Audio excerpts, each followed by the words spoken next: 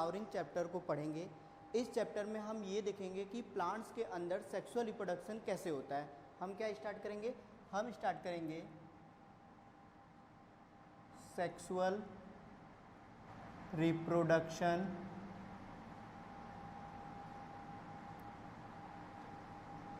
In flowering plant.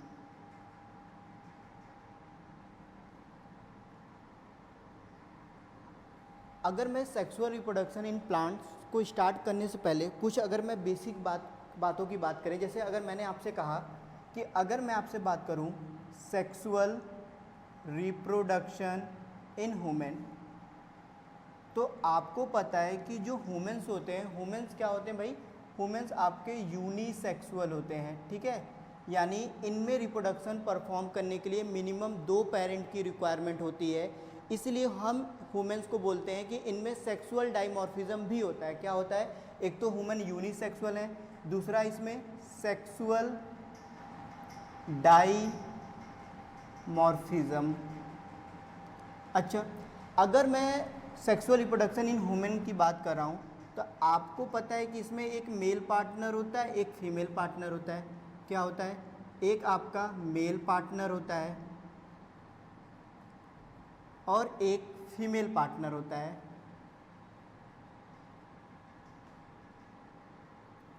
Male partner के case में जो प्राइमरी सेक्स ऑर्गन होता है मेल में, प्राइमरी सेक्स ऑर्गन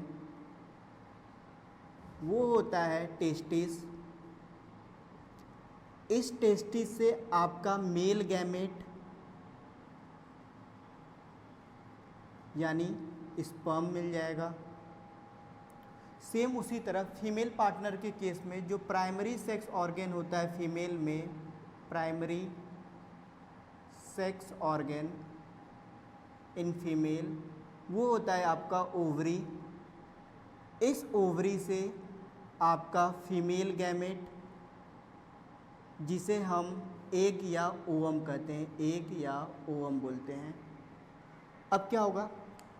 इस मेल गैमेट और फीमेल गैमेट का फर्टिलाइजेशन होगा। इस फर्टिलाइजेशन से जाइगोट बनेगा। जाइगोट डेवलप हो जाएगा एम्ब्रियो में और इस एम्ब्रियो से न्यू इंडिविजुअल बन जाएगा।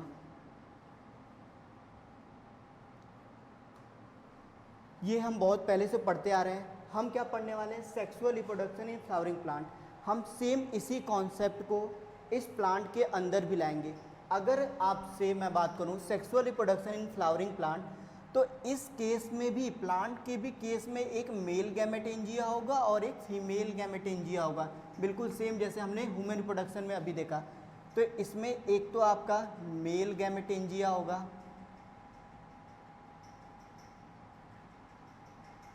और दूसरा फीमेल गैमेटेंजिया होगा।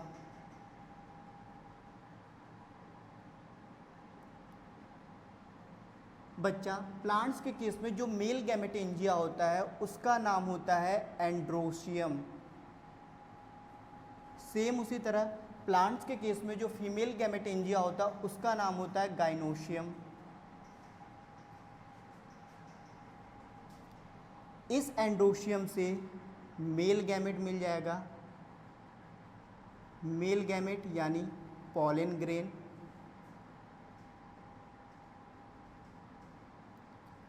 और उसी तरह फीमेल गैमेटेंजिया यानी गाइनोशियम से फीमेल गैमेट यानी एक मिल जाएगा। फिर इस मेल गैमेट, इस फीमेल गैमेट का फर्टिलाइजेशन होगा और इस फर्टिलाइजेशन से जाइगोट, जाइगोट फर्दर डिवाइड होकर एम्ब्रियो में कन्वर्ट हो जाएगा। फिर इस एम्ब्रियो से फाइनली न्यू प्लांट या न्यू इंडिविजुअल बन जाएगा, न्यू प्लांट या न्यू इंडिविजुअल। ठीक, हम इस चैप्टर में क्या करेंगे? सबसे पहले मेल गैमेटेंजिया यानी एंड्रोशियम को डिटेल में पढ़ेंगे कि एंड्रोशियम के अंदर कैसे मेल गैमेट यानी पॉलन ग्रेन का फॉर्मेशन होता है। फिर उसके बाद में फीमेल गैमेटेंजिया यानी गाइनोसियम के अंदर देखेंगे फीमेल गैमेट यानी एक का फॉर्मेशन कैसे होता है, फिर दोनों का फर्टिलाइजेशन देखेंगे, फिर जाइगोट, फिर एम्ब्रियो का डेवलपमेंट देखेंगे, फिर फाइनली नए प्लांट देखेंगे। ठीक है,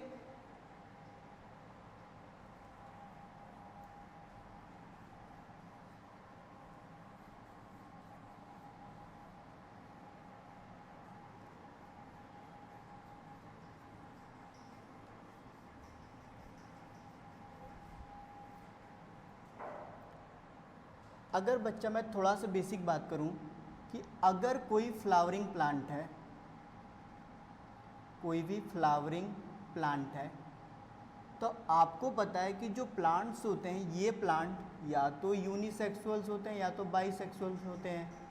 मैंने बोला कि अगर कोई भी फ्लावरिंग प्लांट है तो ये प्लांट या तो यूनिसेक्सुअल होगा,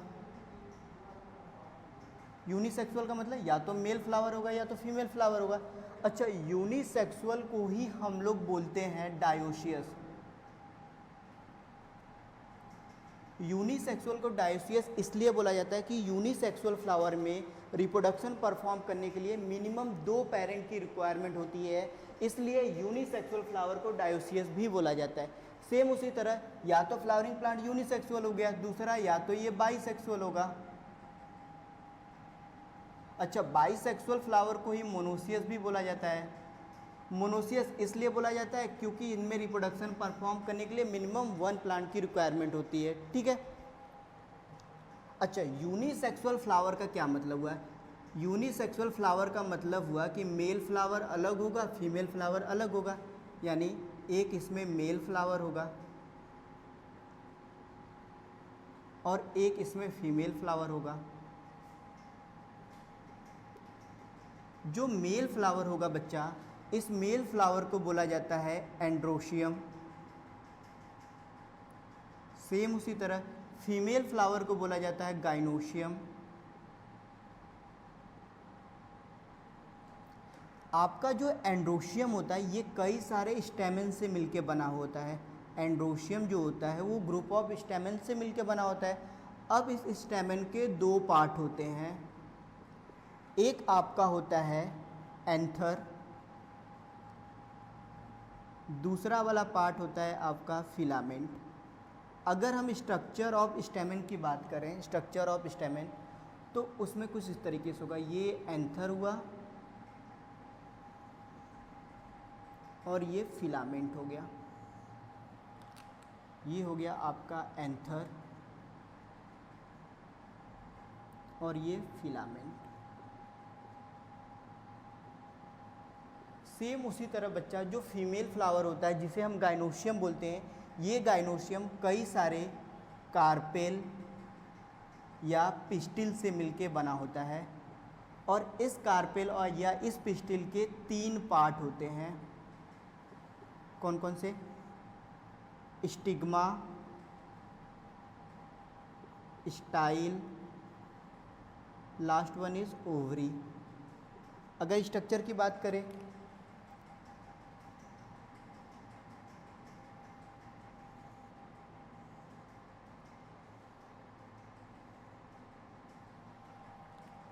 तो ये वाला पार्ट आपका स्टिग्मा कहलाएगा, ये वाला पार्ट आपका स्टाइल कहलाएगा और ये वाला पार्ट आपका ओवरी कहलाएगा। ठीक, हमने देखा यूनिसेक्सुअल का मतलब मेल फ्लावर अलग होगा, फीमेल फ्लावर अलग होगा। मेल फ्लावर का एंड्रोशियम कहेंगे। आपका एंड्रोशियम कई सारे स्टेमेन से मिलकर बना होता है। इस स्टेमेन के 2 पार्ट होते हैं, एंथर और फिलामेंट। ये हमने स्ट्रक्चर और स्टेमेन देखा जिसमें कि एंथर और फिलामेंट है। उसी तरह फीमेल फ्लावर को गाइनोशियम बोलते हैं। इस गाइनोशियम जो कि आपका कई सारे कार्पेल या पिस्टिल से मिलकर बना होता है और कार्पेल या पिस्टिल के 3 पार्ट होते हैं मेनली, स्टिग्मा, स्टाइल, ओवरी। अगर स्ट्रक्चर ऑफ कार्पेल या स्ट्रक्चर ऑफ पिस्टिल की बात करें तो उसमें हमें स्टिग्मा, स्टाइल और ओवरी दिखेगा। उसी तरह बच्चा आपका जो बाईसेक्सुअल फ्लावर होता है, बाईसेक्सुअल फ्लावर का मतलब हुआ कि एक ही फ्लावर के अंदर हमें मेल पार्ट और फीमेल पार्ट दोनों दिखने को मिलेगा। बाईसेक्सुअल का मतलब एक ही फ्लावर के अंदर मेल और फीमेल पार्ट दोनों दिखने को मिलेगा, यानी इसी फ्लावर के अंदर आपको मेल फ्लावर भी दिखने को मिलेगा और सेम इसी फ्लावर के अंदर आपको फीमेल फ्लावर भी दिखने को मिलेगा। मेल फ्लावर को सेम जैसे मैंने एंड्रोशियम बोला, हर एक जगह मेल फ्लावर को एंड्रोशियम बोलेंगे, चाहे यूनिसेक्सुअल हो चाहे बाईसेक्सुअल हो। फीमेल फ्लावर को गाइनोशियम बोलेंगे। अब ये जो एंड्रोशियम है ये कई सारे स्टेमन से मिलकर बना होता है। इस स्टेमन के दो पार्ट होते हैं, पहला एंथर, दूसरा फिलामेंट। सेम उसी तरह आपका जो गाइनोशियम होता है बच्चा, ये कई सारे कार्पेल या पिस्टिल से मिलके बना होता है। अब कार्पेल या पिस्टिल के तीन पार्ट होते हैं, स्टिग्मा, स्टाइल, ओवरी। ठीक, अब हम क्या करेंगे, हम डिटेल में मेल रिप्रोडक्टिव पार्ट को यानी एंड्रोशियम को पढ़ेंगे।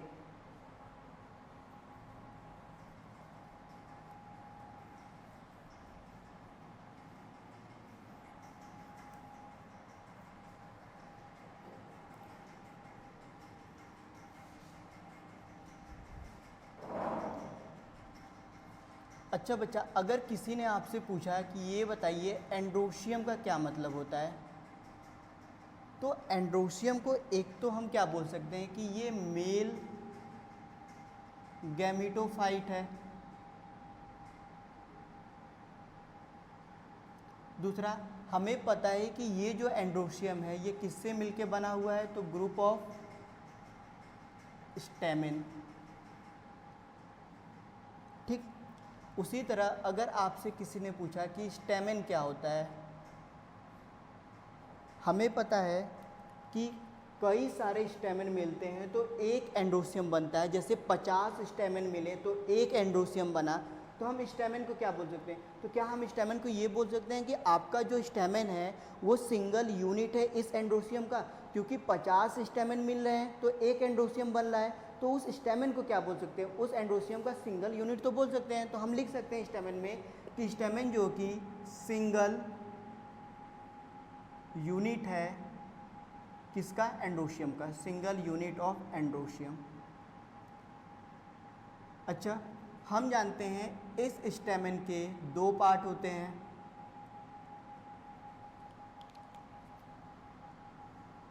एक होता है एंथर, दूसरा फिलामेंट। जनरली बच्चा जो आपका एंथर होता है, एंथर बाइलोब होता है, बाइलोब्ड होता है, एक्सेप्ट मालवेसी फैमिली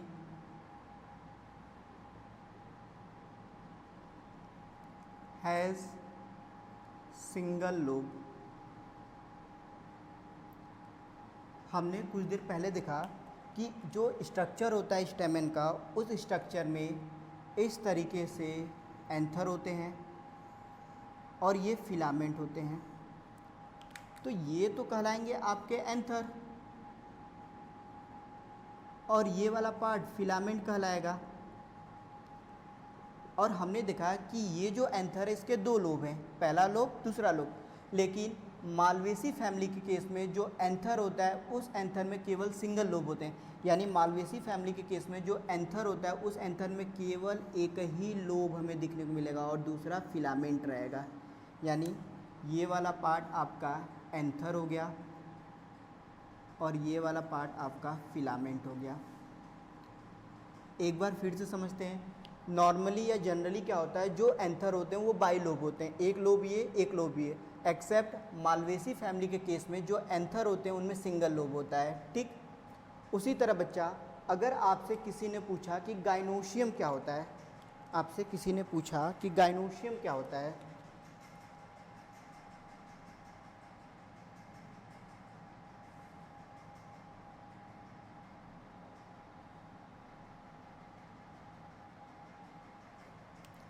क्या हम गाइनोशियम को फीमेल गैमेटेंजिया बोल सकते हैं? बिल्कुल बोल सकते हैं।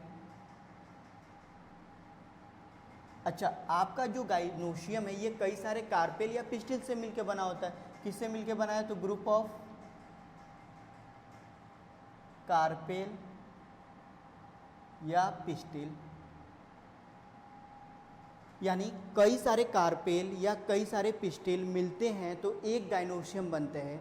उसी तरह हम इस कार्पेल या इस पिस्टिल को बोल सकते हैं कि ये सिंगल यूनिट है गाइनोसियम की। क्यों? क्योंकि आपको पता है ढेर सारे कार्पेल या ढेर सारे पिस्टिल मिलते हैं तो एक गाइनोसियम बन रहा है, तो हम कार्पेल या पिस्टिल को सिंगल यूनिट बोल सकते हैं इस गाइनोसियम से। तो अगर किसी ने आपसे पूछा कि कार्पेल या पिस्टिल क्या होता है, तो ये सिंगल यूनिट है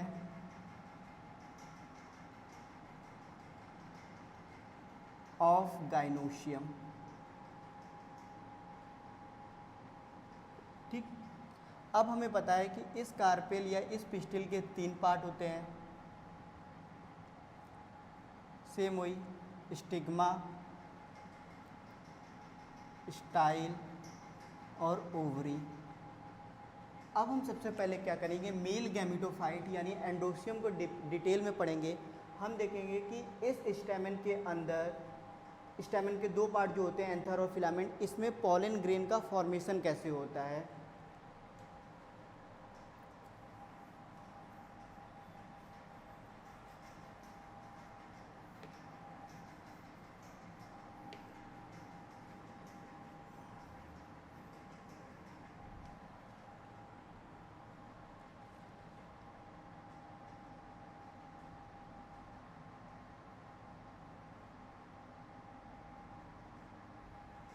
हमने देखा एंडोसियम का मतलब होता है कि ये कई सारे ग्रुप ऑफ स्टैमेन से मिलके बना हुआ है।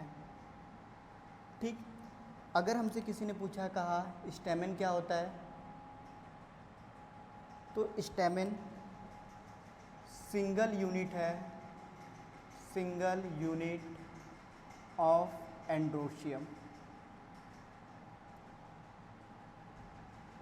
हमने क्या देखा, हमने स्ट्रक्चर ऑफ स्टैमेन देखा, स्ट्रक्चर ऑफ स्टैमेन देखा कि स्टैमेन के स्ट्रक्चर में एक तो एंथर मिलता है,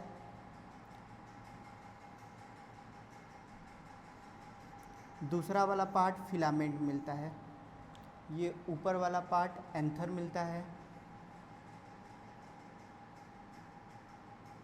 दूसरा पार्ट फिलामेंट मिलता है। अब हम क्या करेंगे, इस एंथर को कट करके देखेंगे ट्रांसवर्सली कि इसके अंदर पॉलन ग्रेन का फॉर्मेशन कैसे होता है। हमने क्या बोला, हमने ये बोला कि ये एंथर है और एंथर जनरली बाइलोब होते हैं, ये फिलामेंट है। हम क्या करेंगे, इस एंथर को कट करेंगे। ठीक, कट करने के बाद इस ऊपर वाले पोर्शन को हटा देंगे, फिर ऊपर से ऐसे देखेंगे कि इसके अंदर पॉलन ग्रेन का फॉर्मेशन कैसे होता है। तो हम टीएस ऑफ एंथर पढ़ने वाले हैं।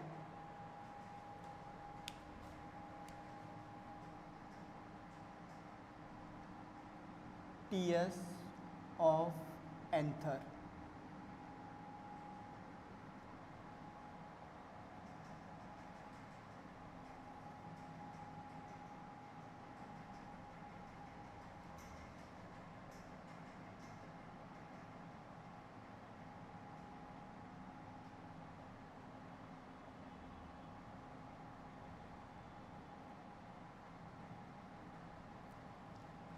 इस एंथर में बाइलोब होते हैं, ये एंथर का पहला लोब, ये एंथर का दूसरा लोब। ठीक है,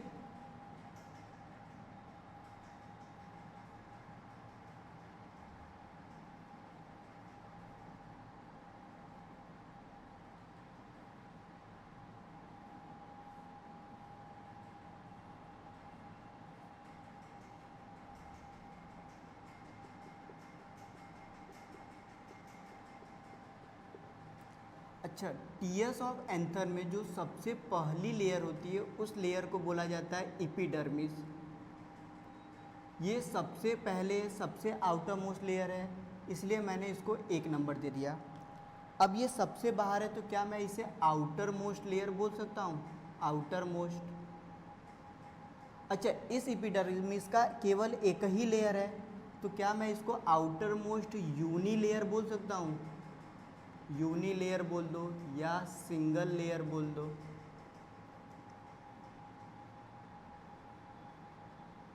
दूसरा, इस एपिडर्मिस का काम क्या होता है, तो ये प्रोटेक्टिव इन नेचर को होता है, प्रोटेक्शन से इसका काम होता है, प्रोटेक्टिव इन नेचर होता है। इस एपिडर्मिस के बाद जो दूसरी लेयर होती है,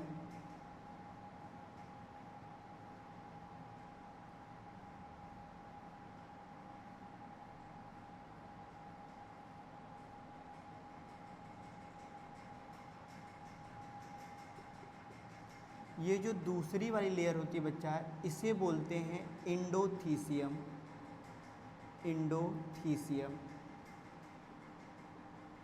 अच्छा, ये दूसरे नंबर पे है इसलिए मैंने 2 लिख दिया। ये जो इंडोथीसियम होता है, ये इंडोथीसियम इस एपिडर्मिस के अंदर आ रहा है, तो क्या मैं बोल सकता हूँ कि ये इंडोथीसियम बिलो है, बिलो एपिडर्मिस। ठीक। दूसरा, ये भी तो एक ही लेयर है, तो ये भी यूनी लेयर या सिंगल लेयर है, यूनी लेयर या सिंगल लेयर लिख दो।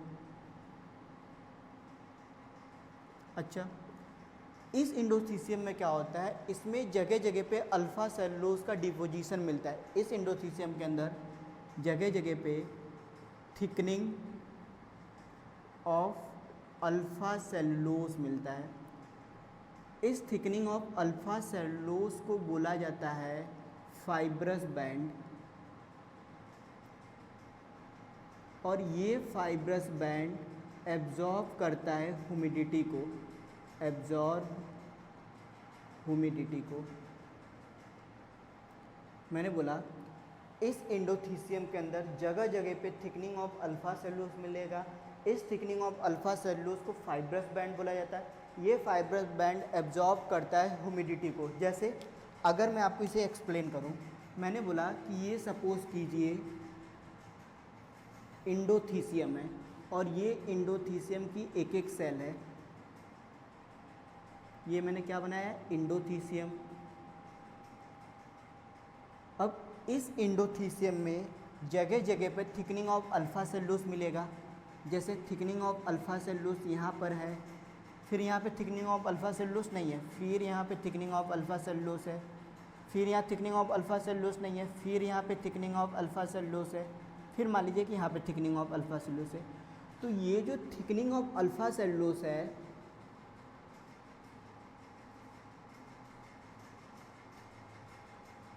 इस थिकनिंग ऑफ अल्फ़ा सेलुलोज को ही तो हम बोल रहे हैं फाइब्रस बैंड। और इस फाइब्रस बैंड का काम क्या होता है, ये एब्जॉर्ब करेगा ह्यूमिडिटी को, तो एब्जॉर्ब करेगा ह्यूमिडिटी को।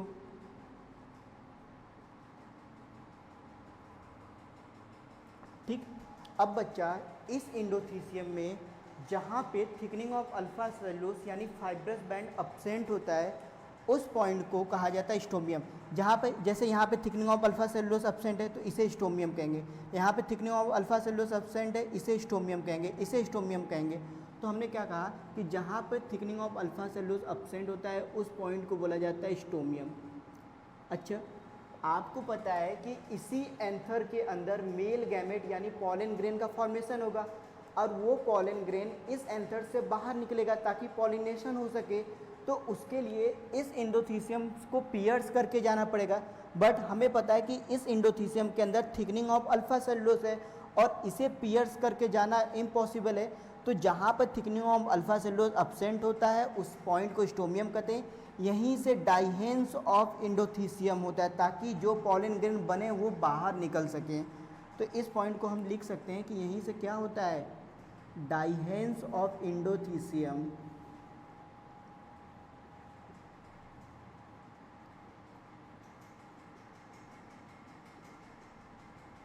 अब ये सेकेंड लेयर ख़त्म। आपका जो थर्ड लेयर होता है उसका नाम होता है मिडिल लेयर।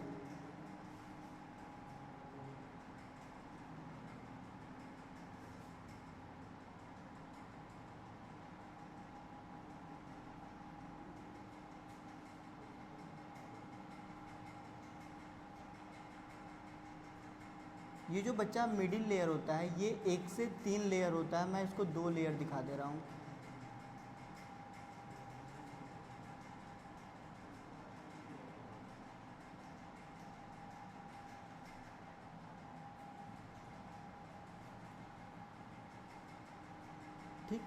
तो ये जो थर्ड वाली लेयर होती है, इस थर्ड लेयर को बोला जाता है मिडिल लेयर।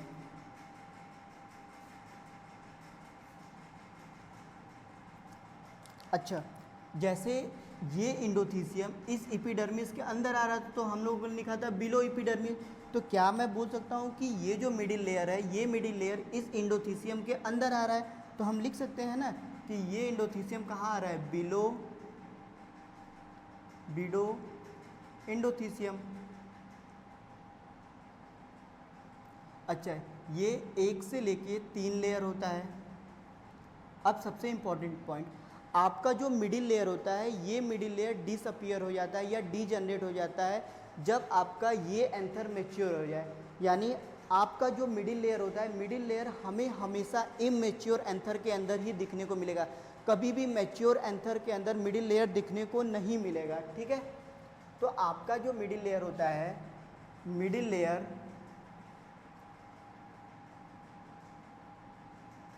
लेयर डिसअपियर या degenerated when anther is fully mature।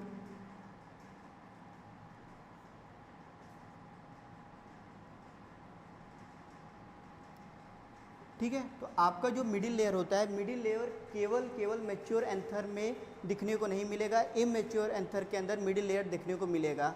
ठीक, अगर आपसे किसी ने पूछा कि ये बताइए जो मिडिल लेयर होता है, मिडिल लेयर आपको कब दिखने को मिलेगा? इमैच्योर एंथर के अंदर मिडिल लेयर दिखने को मिलेगा या मैच्योर एंथर के अंदर? तो मिडिल लेयर हमेशा आपको इमैच्योर एंथर के अंदर दिखने को मिलेगा, कभी भी मैच्योर एंथर के अंदर मिडिल लेयर दिखने को नहीं मिलेगा। ठीक है, तो वही हमने लिखा है पॉइंट कि मिडिल लेयर डिसअपियर या डीजनरेट हो जाता है जब आपका एंथर क्या हो जाए? फुली मैच्योर हो जाए। ठीक है, अब बच्चा क्या होता है, जो ये तीसरी लेयर होगी, मैंने इधर थर्ड लिख देना है। एक सबसे इनर मोस्ट लेयर होता है टैपिटम। टैपिटम बताने से पहले एंथर के हर एक लोब में, जैसे एंथर का एक लोब ये है, एंथर का दूसरा लोब ये है, एंथर के हर एक लोब के अंदर पॉलन सैक मिलते हैं।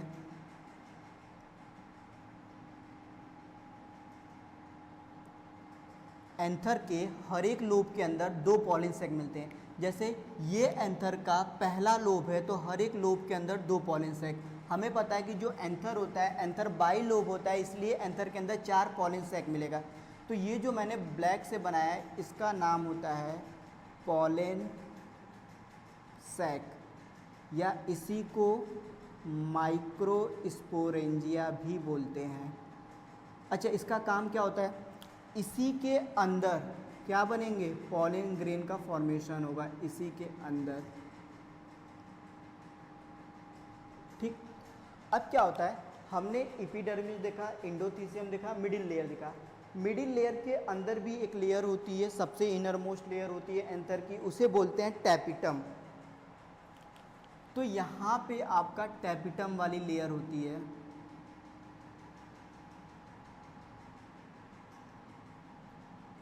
सभी पॉलन सैक को सराउंड किए होता है।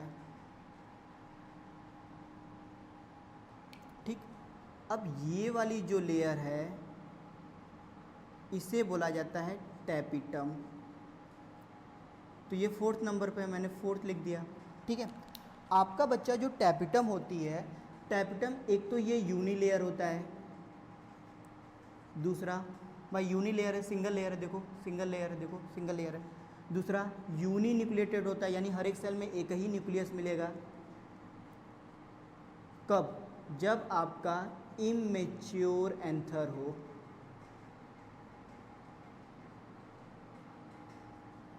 आपका टैपिटम यूनी लेयर होता है, यूनी न्यूक्लिएटेड होता है। कब? जब इमैच्योर एंथर हो।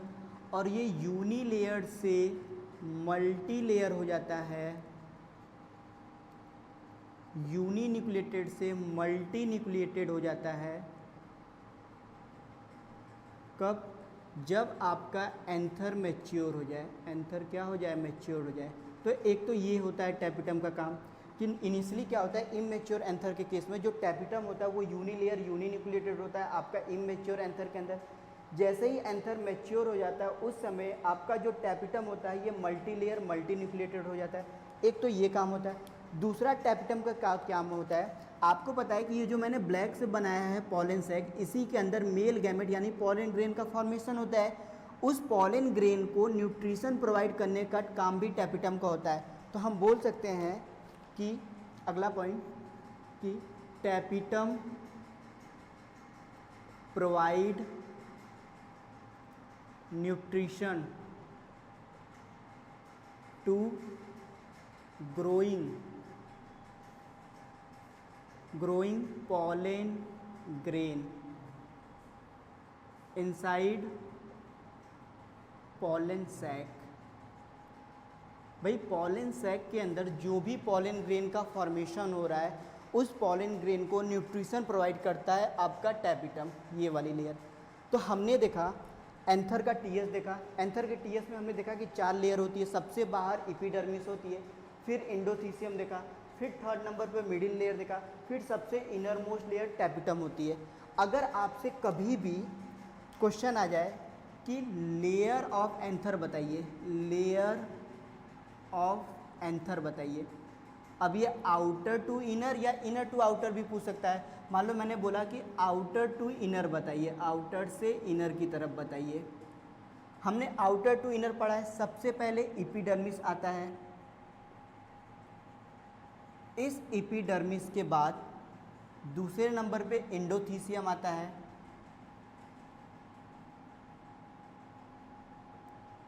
फिर आपका मिडिल लेयर,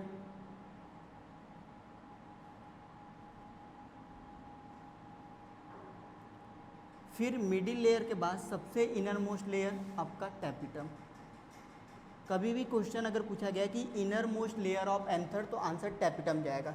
दूसरा चीज़ हमें पता है, एंथर ज़्यादातर केसेस में सिर्फ मालवेसी फैमिली को छोड़ के एंथर जो होता है ये बाई लोब होता है। देखो एक लोब ये होता है, एक लोब ये, हमने कट करके बनाया है, एक लोब ये बनाया है, दूसरा लोब ये बनाया है, ठीक है। तो एंथर के हर एक लोब के अंदर, एक लोब के अंदर 2 पॉलन सैक मिलते हैं। पॉलन सैक बोलो या इसी को माइक्रोस्पोरेंजिया भी बोलते हैं। एंथर के हर एक लोब के अंदर 2, जो मैंने ब्लैक से बनाया है, 2 पॉलन सैक मिलते हैं। तो एंथर जनरली बाई लोब होता है। बाई लोब का मतलब 2 लोब होगा, तो 2 लोब होगा तो इसके अंदर 4 पॉलन सैक मिलेंगे, यानी इन चारों ही पॉलन सैक के अंदर मेल गैमेट यानी पॉलन ग्रेन का फॉर्मेशन हो रहा है। अब हम क्या करेंगे, इस एक पॉलन सैक को बाहर निकालेंगे। बाहर निकाल के देखेंगे कि इसके अंदर मेल गैमेट यानी पॉलन ग्रेन का फॉर्मेशन कैसे होता है।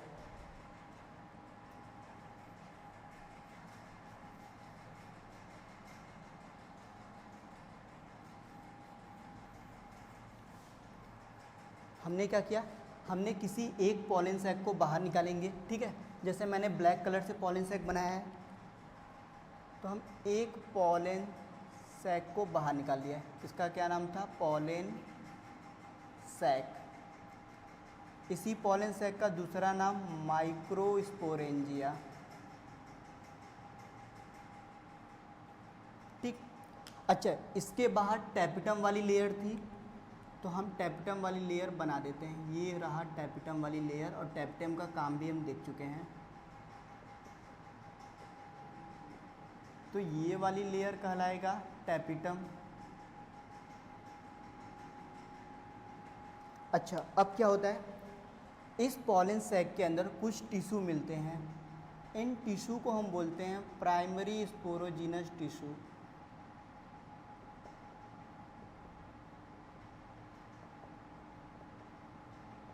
ठीक, इस पॉलन सैक के अंदर कुछ टिश्यू मिलते हैं, उन टिश्यू का नाम है प्राइमरी स्पोरोजिनस टिश्यू।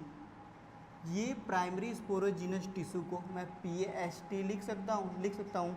अच्छा, इस प्राइमरी स्पोरोजिनस टिश्यू का जो प्लॉइडी होता है ये डिप्लॉयड होता है। डिप्लॉयड होता है तो मैं 2N लिख सकता हूँ, ठीक। अब हमने क्या किया, अब हम क्या करेंगे, इस एक प्राइमरी स्पोरोजिनस टिश्यू को हमने बाहर निकाला। हमने क्या किया, इस पॉलन सैक के अंदर से एक प्राइमरी स्पोरोजिनस टिश्यू को बाहर निकाला। ये हमारा है प्राइमरी स्पोरोजिनस टिश्यू, ठीक, जो कि डिप्लॉयड है। इस प्राइमरी स्पोरोजिनस टिश्यू के अंदर माइटोसिस डिवीजन होता है। आपको पता है कि जब भी माइटोसिस होगा तो 2 डॉटर सेल बनती हैं। हम यहाँ पे एक डॉटर सेल बना के आपको समझा दे रहे हैं, क्योंकि एक्चुअल में बनती हैं 2 डॉटर सेल। सेम यही कहानी 2 डॉटर सेल के अंदर चलेगा, बट हम एक को लेकर दिखा देते हैं। तो जब इस एक प्राइमरी स्पोरोजिनस टिश्यू के अंदर माइटोसिस होता है तो ये बनता है, एक ही बनता है, क्या बनता है, microspore mother cell, microspore mother cell, MMC। अच्छा, माइटोसिस हुआ है, किस में हुआ है, इस प्राइमरी स्पोरोजिनस टिश्यू में, तो प्लॉइडी तो चेंज होता है नहीं माइटोसिस में, तो यानी ये भी डिप्लॉयड होगा। ठीक, अब क्या होता है, इस एक MMC माइक्रोस्पोर मदर सेल में मियोसिस होता है। आपको पता है कि मियोसिस होगा तो टोटल 4 डॉटर सेल बनेगा। मियोसिस हुआ, ये 4 डॉटर सेल मान लो बन गए। अच्छा, मियोसिस किस में हुआ, इस माइक्रोस्पोर मदर सेल में हुआ, तो ये 4 जो बने इन्हें क्या बोलेंगे, माइक्रोस्पोर बनेंगे। और इस माइक्रोस्पोर की प्लॉइडी क्या हो जाएगी, हैप्लॉइड हो जाएगी, क्योंकि मियोसिस बाद प्लॉइडी चेंज हो जाता है। अब बच्चा होता क्या है कि जब एक माइक्रोस्पोर मदर सेल में मियोसिस होता है तो जो 4 माइक्रोस्पोर बनते हैं, ये चारों माइक्रोस्पोर आपस में अटैच्ड होते हैं। ये चारों माइक्रोस्पोर आपस में अटैच्ड होते हैं एक एंजाइम के हेल्प से। उस एंजाइम का नाम होता है कैलस एंजाइम। यानी ये जो एंजाइम होगा, इस एंजाइम का नाम क्या होगा, कैलस एंजाइम। अच्छा, ये 4 माइक्रोस्पोर हमने देखा कि एक MMC में मियोसिस हुआ तो 4 माइक्रोस्पोर बने। ये 4 माइक्रोस्पोर आपस में कैलस एंजाइम की वजह से अटैच हैं।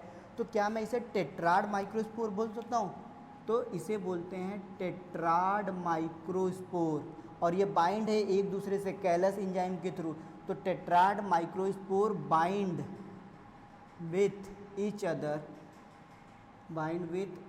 अदर, किसके थ्रू, बाई कैलस एंजाइम।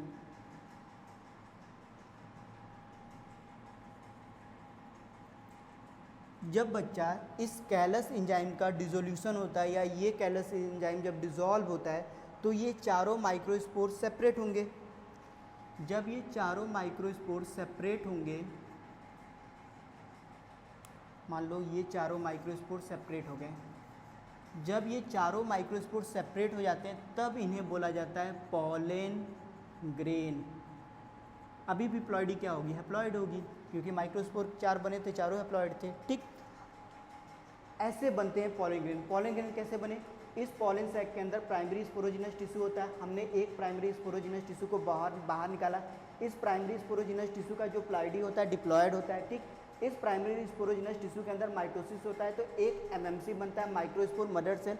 जब एक MMC में मियोसिस होता है तो 4 माइक्रोस्पोर बनते हैं। ये चारों माइक्रोस्पोर कैलस एंजाइम से अटैच होते हैं, इसलिए हम बोलते हैं टेट्राड माइक्रोस्पोर बनते हैं, जो कि एक दूसरे से बाइंड होते हैं कैलस एंजाइम के थ्रू। जब ये चारों माइक्रोस्पोर सेपरेट होते हैं तब इन्हीं माइक्रोस्पोर का नाम हो जाता है पॉलन ग्रेन। अब हम देखेंगे एक्चुअली स्ट्रक्चर क्या होता है पॉलन ग्रेन का। ठीक है, जो मैंने इधर सर्कुलर बना दिया है।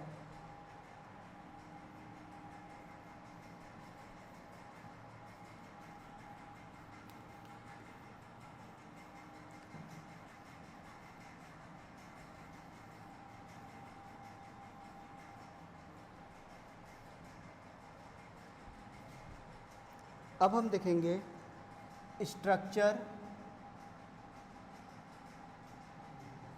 Of pollen grain. अच्छा, पॉलन ग्रेन का ही दूसरा नाम होता है मेल गैमेटोफाइट। मेल गैमेटेंजिया नहीं, मेल गैमेटेंजिया क्या होता है, वो तो एंडोशियम होता है। पॉलन ग्रेन का ही दूसरा नाम मेल गैमेटोफाइट होता है। ठीक है, अब इसमें क्या होता है, इसमें 2 लेयर होती है। हर एक पॉलन ग्रेन के स्ट्रक्चर में 2 लेयर होती है। जो अंदर वाली लेयर होती है बच्चा, जो अंदर वाली लेयर होती है, इस अंदर वाली लेयर को बोला जाता है इंटाइन। अच्छा, ये जो इंटाइन होता है, ये इंटाइन थिन होता है, स्मूथ होता है और इलास्टिक होता है। ये जो इंटाइन होता है, ये इंटाइन बना होता है पेक्टोसेलुलोज से, तो मेड ऑफ पेक्टोसेलुलोज। पेक्टोसेलुलोज का मतलब इसमें पेक्टिन होगा, उसके साथ साथ दूसरा सेलुलोज होगा। ठीक, अब इस पॉलन ग्रेन की जो बाहर वाली लेयर होती है, इस बाहर वाली लेयर को बोला जाता है एग्जाइन। ये जो बाहर वाली लेयर होती है इसे ही बोला जाता है एग्जाइन। तो पॉलन ग्रेन के अंदर दो लेयर होती है, अंदर वाली इंटाइन, बाहर वाली एग्जाइन। अच्छा, ये क्या होता है भाई? इंटाइन आपका थिन था तो ये थिक होगा, इंटाइन स्मूथ था तो ये रफ होगा, सेम इसी का उल्टा। ये इलास्टिक था तो ये हार्ड होगा। ठीक, ये पेक्टोसेलुलोज से बना है। एग्जाइन जो बना होता है वो मेनली स्पोरोपोलिलीन का बना होता है। दूसरा, कुछ इसमें प्रोयूबिस पार्टिकल होते हैं। ठीक, उसके बाद में जहाँ पर ये एग्जाइन अब्सेंट होता है, वैसे मैंने बोला कि मान लो कि यहाँ पे एग्जाइन अब्सेंट है, मान लो दूसरा यहाँ पे एग्जाइन अब्सेंट है, तो जहाँ पे एग्जाइन अब्सेंट होता है उसे बोलते हैं जर्म पोर, जर्म पोर या पॉलन पोर। इसका सिंपल सा मतलब है एग्जाइन जहाँ पे अब्सेंट होता है उस जगह को जर्म पोर या पॉलन पोर बोलते हैं। हम लिख सकते हैं the place where germ, the place where exine are absent. जहाँ एग्जाइन अब्सेंट होता है उस जगह को ही बोला जाता है जर्म पोर या पॉलन पोर। ठीक, अच्छा, पॉलन ग्रेन क्या है? पॉलन ग्रेन एक तरह की सेल है। पॉलन ग्रेन क्या है? पॉलन ग्रेन एक तरह की सेल है, तो इसके अंदर भी तो न्यूक्लियस होगा। ठीक, तो ये मैंने बना दिया न्यूक्लियस। ठीक, दूसरा, इसके अंदर जो फ्लूइड होगा, इस फ्लूइड को हम बोल देंगे साइटोप्लाज्म है। तो ये फाइनल स्ट्रक्चर हो गया आपके पॉलन ग्रेन को। आगे हम देखेंगे कि इस पॉलन ग्रेन के अंदर कैसे डिवीजन होती हैं। ठीक है, 2 cell stage of pollen grain क्या होता है या tri cell stage of pollen grain क्या होता है। उससे एक इम्पॉर्टेंट पॉइंट उससे पहले कि आपका बच्चा मोनोकॉट के केस में जो जर्म पोर या पॉलन पोर होता है, मोनोकॉट के केस में केवल एक जर्म पोर या पॉलन पोर होता है। मैंने क्या बोला? मैंने बोला कि मोनोकॉट के केस में एक जर्म पोर या एक पॉलन पोर मिलता है, और हमें पता है कि जर्म पोर या पॉलन पोर से ही क्या बनता है? Pollen tube. यानी कि इसमें अगर एक जर्म पोर है तो एक ही तो पॉलन ट्यूब बनेगा। आप चाहे जर्म पोर बोलो चाहे पॉलन पोर बोलो, बात एक ही है। यानी मोनोकॉट के केस के अंदर एक जर्म पोर या एक पॉलन पोर होता है, तो एक पॉलन ट्यूब बना, और ये जो एक पॉलन ट्यूब बना ये फंक्शनल होगा। लेकिन आपका जो डाइकॉट होता है, डाइकॉट के केस में 1 से लेके 3 तक आपके जर्म पोर या पॉलन पोर मिलते हैं। अच्छा, अगर 1 से 3 जर्म पोर हैं, यानी मैक्सिमम 3 जर्म पोर हैं, अगर 3 जर्म पोर हैं तो इसमें मैक्सिमम 3 पॉलन ट्यूब बन सकते हैं, मैक्सिमम 3 पॉलन ट्यूब बन सकते हैं। इन 3 पॉलन ट्यूब में से होता क्या है कि आपका 2 पॉलन ट्यूब डीजनरेट हो जाता है, 2 पॉलन ट्यूब आर डीजनरेटेड, केवल एक फंक्शनल बचता है, ओनली 1 फंक्शनल पॉलन ट्यूब होता है। ठीक, इसके बाद ठीक है,